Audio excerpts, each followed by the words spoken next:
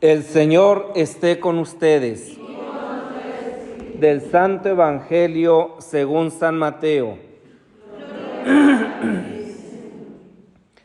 En aquel tiempo Jesús dijo a los escribas y fariseos: «Ay de ustedes, escribas y fariseos hipócritas, porque les cierran a los hombres el reino de los cielos.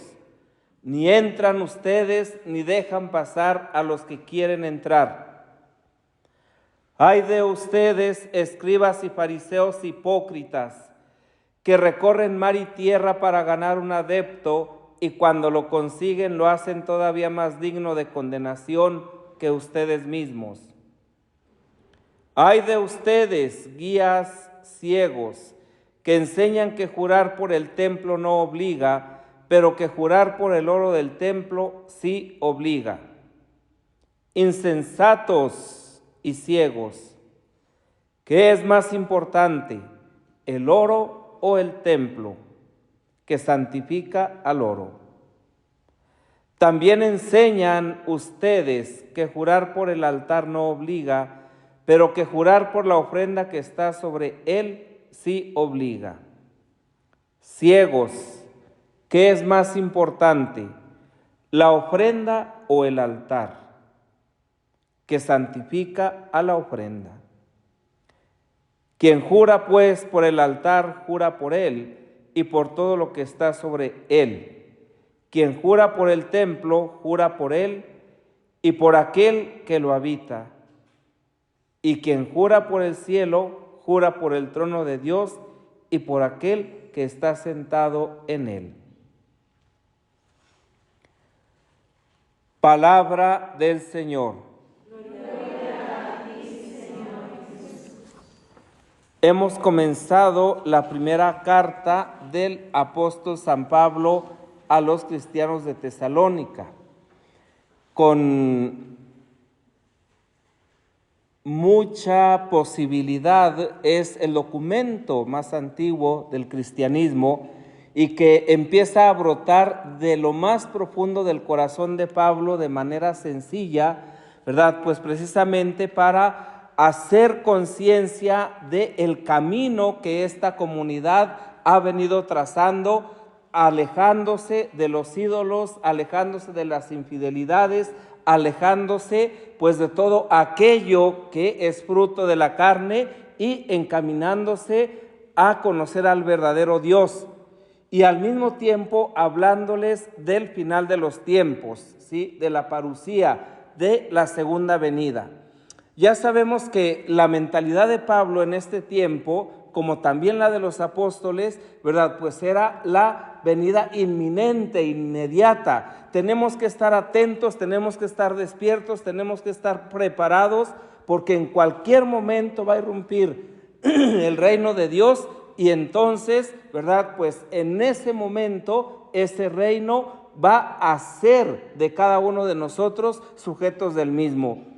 De tal manera que no hay lugar para las discusiones, no hay lugar para las distracciones, no hay lugar para los inconvenientes y para los malos entendidos, sino siempre atentos y alertas.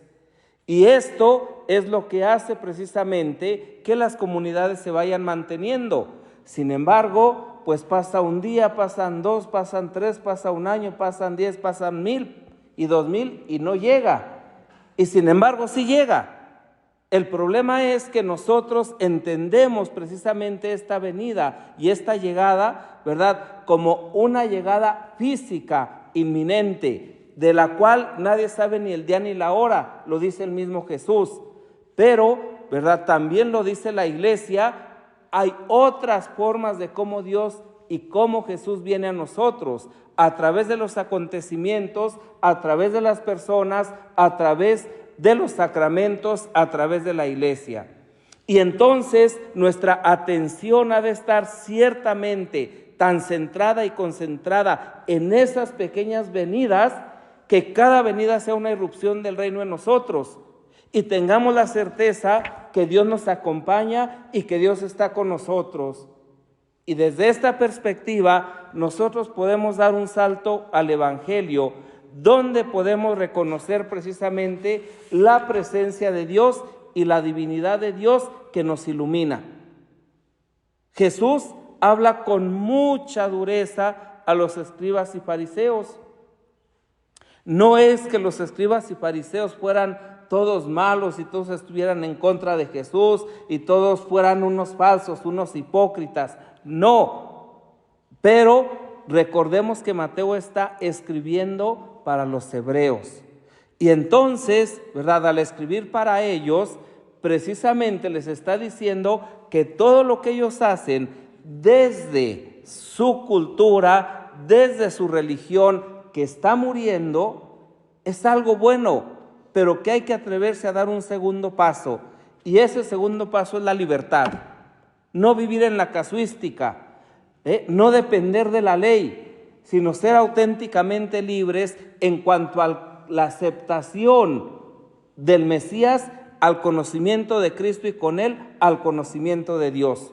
De tal manera que cuando alguien le conoce verdaderamente a Dios, no va a jurar absolutamente por nada, ni por Dios mismo, porque para él todo lo que está viviendo es una vida en referencia a Dios mismo y por lo tanto una vida de santidad.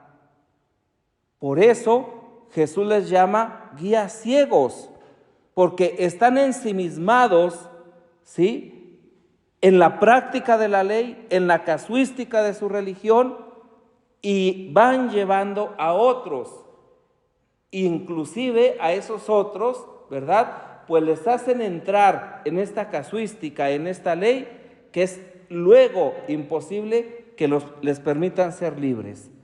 Y por eso dice, ni ustedes entran ni dejan entrar. ¿A dónde? A la libertad, al reconocimiento de Jesucristo como el Mesías, al ser verdaderamente hijos de Dios, ya desde la perspectiva mesiánica, desde la perspectiva de la verdad. La verdad es una búsqueda constante en lo más profundo del corazón del hombre. Y lo vemos precisamente hoy en el santo que recordamos, San Agustín. Este hombre que desde antes de su conversión, todas sus acciones, toda su vida que llevó, era una constante búsqueda de Dios. Y todo el vacío existencial que experimentaba y toda la filosofía que creó era una búsqueda constante, intensa, incesante de la verdad.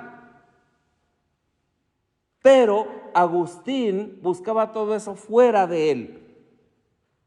Todo.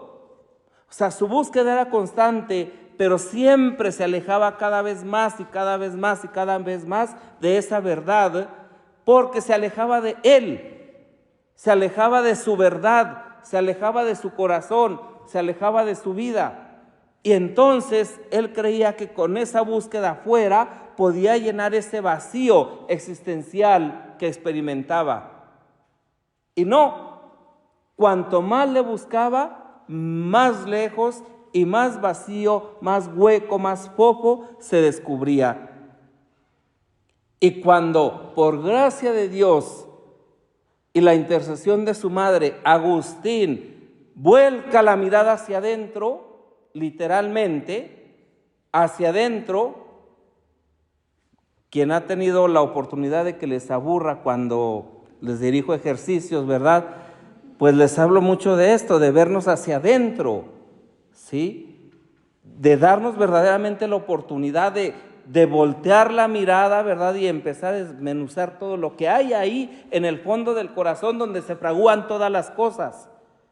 Entonces, cuando Agustín vuelca la mirada hacia adentro, es donde descubre toda la verdad, toda la sabiduría, toda la belleza, toda la santidad, toda la gracia y también todo el compromiso y la responsabilidad para vivir en la libertad de los hijos de Dios desde esta gracia. Y es el fundamento precisamente de los principales para la doctrina cristiana, después obviamente de la doctrina apostólica y de los santos padres.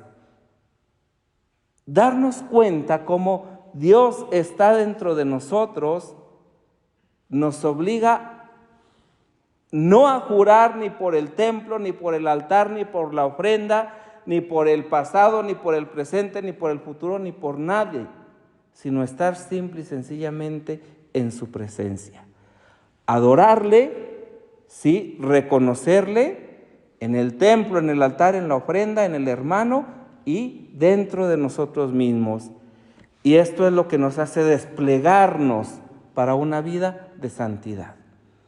Pidamos al Señor por la intercesión de la Santísima Virgen María y de San Agustín que nos conceda la gracia de poder vivir en esta confianza de ser sus hijos y actuar en consecuencia.